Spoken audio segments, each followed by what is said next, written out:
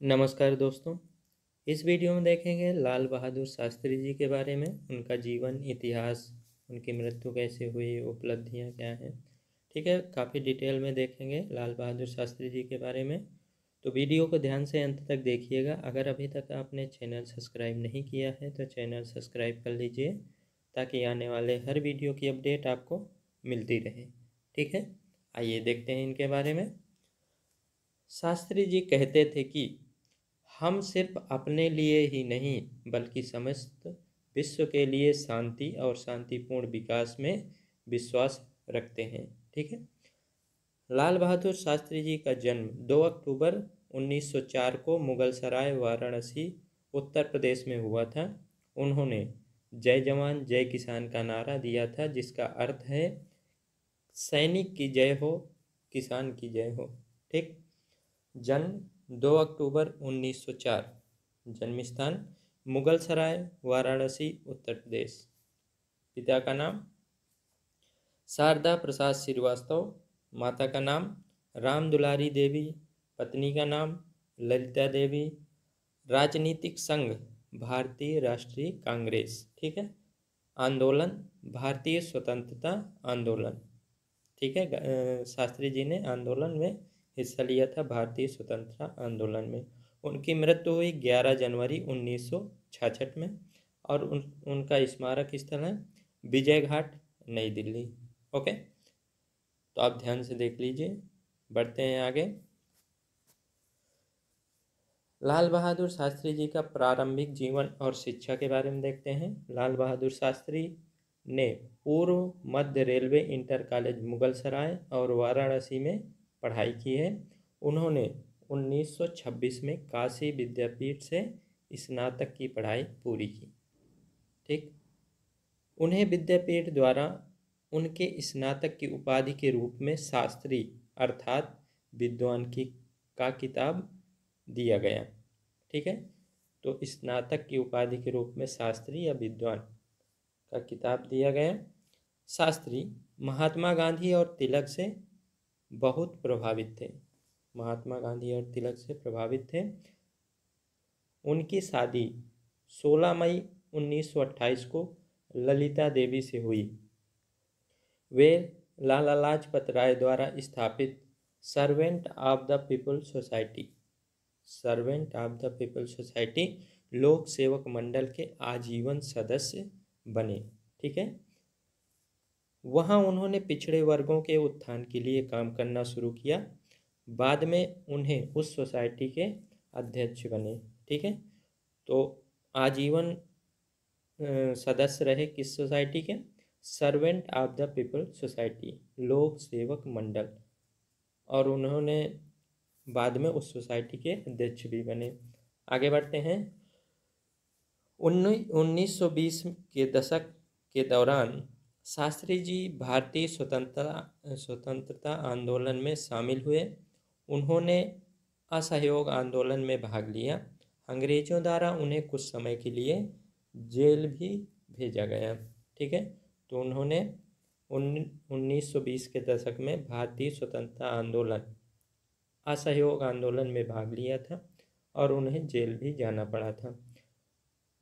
1930 में उन्होंने नमक सत्याग्रह में भी भाग लिया, जिसके लिए उन्हें 2 साल की अवधि की कैद हुई।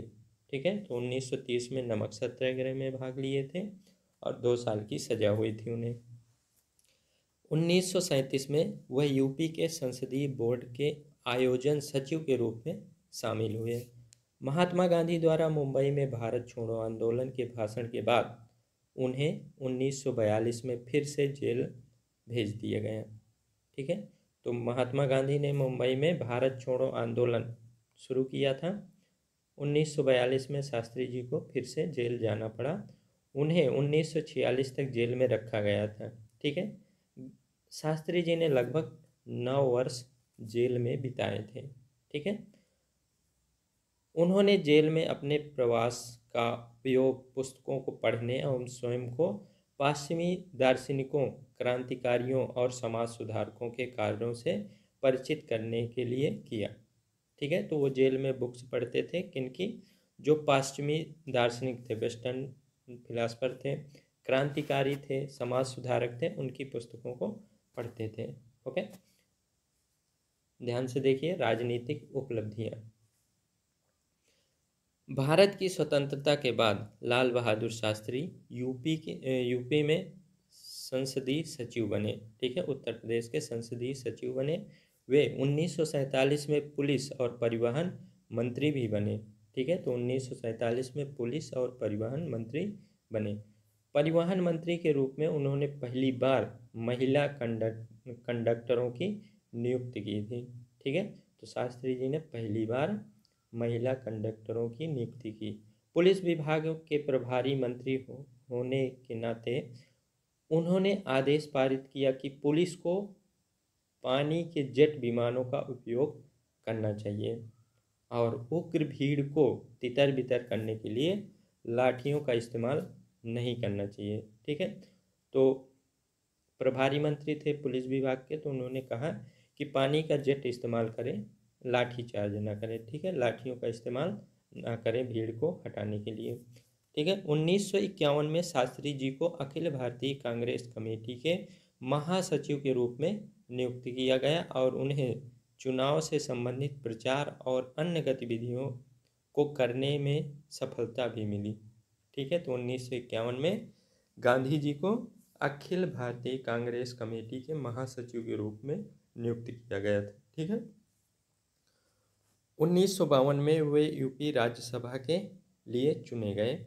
रेल मंत्री होने के नाते उन्होंने 1955 में चेन्नई में इंटीग्रल कोच फैक्ट्री में पहली मशीन स्थापित की। 1955 में चेन्नई में इंटीग्रल कोच फैक्ट्री में पहली मशीन स्थापित की। आगे बढ़ते हैं।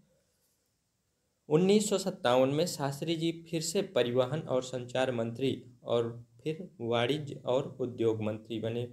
तो 1957 में परिवहन और संचार मंत्री, फिर वाणिज्य और उद्योग मंत्री बने। 1961 में उन्हें गृह मंत्री के रूप में नियुक्त किया गया। ठीक है, और उन्होंने भ्रष्टाचार निवारण समिति की नियुक्ति की। ठीक है, उनके प्रसिद्ध शास्त्री फार्मूला डिजाइन किया गया। ठीक है, तो उन्होंने शास्त्री फार्मूला डिजाइन किया। 9 जून 1964 को लाल बहादुर शास्त्री भारत के प्रधानमंत्री बने। ठीक है, उन्होंने दूध उत्पादन के लिए राष्ट्रीय अभियान श्वेत क्रांति को बढ़ावा दिया। तो 9 जून 1964 को प्रधानमंत्री बने। उन्होंने जो राष्ट्रीय अभियान चल रहा श्वेत क्रांति, उसको बढ़ावा दिया। उन्होंने भारत के खाद्य उत्पादन को बढ़ाने के लिए हरित क्रांति को भी बढ़ावा दिया था। ठीक है, हालांकि शास्त्री जी ने नेहरू जी की गुटनिरपेक्ष नीति को जारी रखा, लेकिन सोवियत संघ के साथ संबंध बनाए रखे। ठीक है, 1964 में उन्होंने सीलान में भारतीय तमिलों की स्थिति के संबंध में श्रीलंका के प्रधानमंत्री श्री माओ बंदरानाइक, ठीक है, के साथ एक समझौते पर हस्ताक्षर किया। इस समझौते को श्री माओ शास्त्री संधि के रूप में जाना जाता है। ठीक है, तो 1964 में सीलान या श्रीलंका में रहने वाले जो भारतीय तमिल थे, उनके संबंध में श्रीलंका के प्रधानमंत्री श्री माओ बंदरानाइक के साथ हस्ताक्षर किए। वो संधि को कहा जाता था श्री माओ शास्त्री संधि। ओके, 1965 में शास्त्री जी ने आधिकारिक तौर पर रंगून, बर्मा का दौरा किया और जनरल नी विन की सैन्य सरकार के साथ एक अच्छा संबंध स्थापित किया। उनके कार्यकाल के दौरान भारत ने 1965 में पाकिस्तान से एक और आक्रामकता का सामना किया। उन्होंने जवाबी कार्रवाई करने के लिए सुरक्षा बलों को स्वतंत्रता दी और कहा, फोर्स के साथ मुलाकात की जाएगी।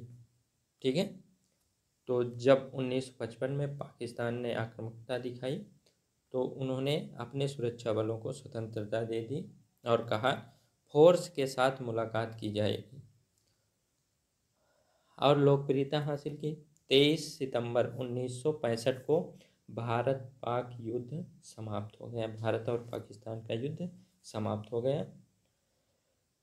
10 जनवरी 1966 को रूसी प्रधानमंत्री कोसिगिन ने लाल बहादुर शास्त्री और उनके पाकिस्तान समकक्ष आयूब खान ने ताशकंद घोषणा पत्र पर हस्ताक्षर करने की पेशकश की।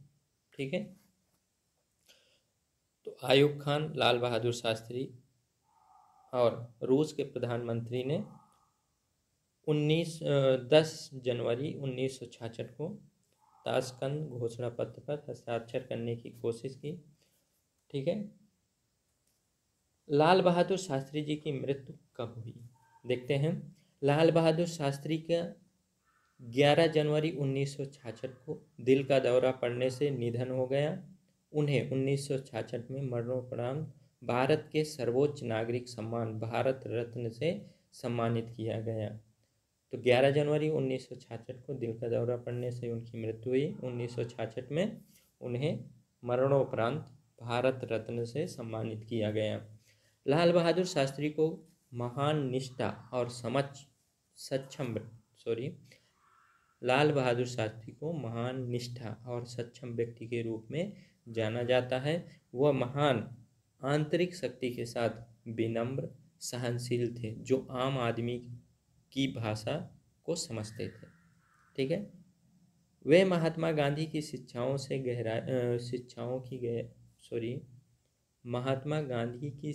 से गहराई से प्रभावित थे और एक दृष्टि के व्यक्ति भी थे, जिन्होंने देश को प्रगति की ओर अग्रसर किया। ठीक है, तो गांधी जी की जो शिक्षाएं थी उनसे शास्त्री जी काफ़ी प्रभावित थे और देश के विकास में उनकी शिक्षा का उपयोग किया। लाल बहादुर शास्त्री के बारे में कुछ अज्ञात तथ्य। ठीक है, ध्यान से देखिएगा। लाल बहादुर शास्त्री जी के बारे में, भारत के दूसरे प्रधानमंत्री लाल बहादुर शास्त्री ने 2 अक्टूबर को महात्मा गांधी के साथ अपना जन्मदिन साझा किया। ठीक है, पहला फैक्ट है। दूसरा, 1926 में उन्हें काशी विद्यापीठ विश्वविद्यालय द्वारा शास्त्री की उपाधि दी गई। ठीक है, दूसरा फैक्ट। तीसरा देखते हैं, शास्त्री जी स्कूल जाने के लिए दिन में 2 बार अपने सिर पर किताबें बांधकर गंगा तैर के जाते थे, क्योंकि उनके पास नाव लेने के लिए पर्याप्त पैसा नहीं हुआ करता था। ठीक है, तो गांधी जी तैर के जाते थे गंगा नदी। ओके, जब लाल बहादुर शास्त्री उत्तर प्रदेश के मंत्री थे, तब वे पहले व्यक्ति थे जिन्होंने लाठीचार्ज की बजाय भीड़ को तितर बितर करने के लिए पानी के जेट विमानों का इस्तेमाल किया था। ठीक है, अगला फैक्ट, उन्होंने जय जवान जय किसान का नारा दिया और भारत के भविष्य को बनने में महत्वपूर्ण भूमिका निभाई। ठीक है, तो गांधी जी का शास्त्री जी का नारा है जय जवान जय किसान। अगला फैक्ट शास्त्री जी के बारे में, वे जेल भी गए क्योंकि उन्होंने गांधी जी के साथ स्वतंत्रता संग्राम में भाग लिया था, लेकिन उन्हें 17 साल के नाबालिग होने के कारण छोड़ दिया गया था। ठीक है, तो 17 साल के नाबालिग थे, इस कारण उन्हें छोड़ दिया गया था। ओके, अगला फैक्ट, स्वतंत्रता के बाद परिवहन मंत्री के रूप में उन्होंने सार्वजनिक परिवहन में महिला ड्राइवरों और कंडक्टरों के प्रावधान की शुरुआत की थी। ठीक है, फैक्ट काफ़ी इंपॉर्टेंट है, याद रखिएगा। अगला फैक्ट है, अपनी शादी में दहेज के रूप में उन्होंने खादी का कपड़ा और चरखा स्वीकार किया था। ठीक है, तो शास्त्री जी ने दहेज में खादी का कपड़ा और चरखा लिया था। उन्होंने साल्ट मार्च में भाग लिया और 2 साल के लिए जेल भी गए। नमक सत्याग्रह में भाग लिया और 2 साल की उन्हें सजा हुई। जब वह गृह मंत्री थे तो उन्होंने भ्रष्टाचार निरोधक समिति की पहली समिति की शुरुआत की थी। ठीक है, जब वे गृह मंत्री थे तो उन्होंने भ्रष्टाचार निरोधक समिति की पहली समिति की शुरुआत की। ओके, अगला फैक्ट है, उन्होंने भारत के खाद्य उत्पादन की मांग को बढ़ावा देने के लिए हरित क्रांति के विचार को भी एकीकृत किया था। अगला फैक्ट है, 1920 के दशक में वे स्वतंत्रता आंदोलन में शामिल हुए और भारतीय राष्ट्रीय कांग्रेस के एक प्रमुख नेता के रूप में कार्य किया। ठीक है, अगला फैक्ट, यही नहीं, उन्होंने देश में दूध उत्पादन बढ़ाने के लिए श्वेत क्रांति को बढ़ावा देने का भी समर्थन किया था। उन्होंने राष्ट्रीय डेयरी विकास बोर्ड बनाया और गुजरात में आनंद में स्थित अमूल दूध सहकारी का समर्थन किया था। ठीक है, फैक्ट्स काफ़ी इंपॉर्टेंट हैं तो याद रखिएगा। अगला फैक्ट है, उन्होंने 1965 में युद्ध को समाप्त करने के लिए पाकिस्तान के राष्ट्रपति मोहम्मद आयूब खान के साथ 10 जनवरी 1966 को ताशकंद घोषणा पत्र पर हस्ताक्षर किए। ठीक है, आगे बढ़ते हैं। उन्होंने दहेज प्रथा और जाति प्रथा के खिलाफ आवाज़ उठाई। दहेज प्रथा और जाति प्रथा, वे उच्च आत्मसम्मान और नैतिकता के साथ एक उच्च अनुशासित व्यक्ति थे। प्रधानमंत्री बनने के बाद भी उन्होंने कार नहीं रखी। ठीक है, प्रधानमंत्री बनने के बाद भी उन्होंने कार का इस्तेमाल नहीं किया या कार नहीं रखी। ठीक है, तो चलिए इस वीडियो में इतना ही। उम्मीद है लाल बहादुर शास्त्री जी के बारे में आपको जानकर कुछ नई जानकारी मिली होगी, आपको वीडियो अच्छा लगा होगा। अगर अभी तक आपने चैनल सब्सक्राइब नहीं किया है तो चैनल सब्सक्राइब कर लीजिए ताकि आने वाले हर वीडियो की अपडेट आपको मिलती रहे। मिलते हैं अगले वीडियो में, तब तक के लिए बाय।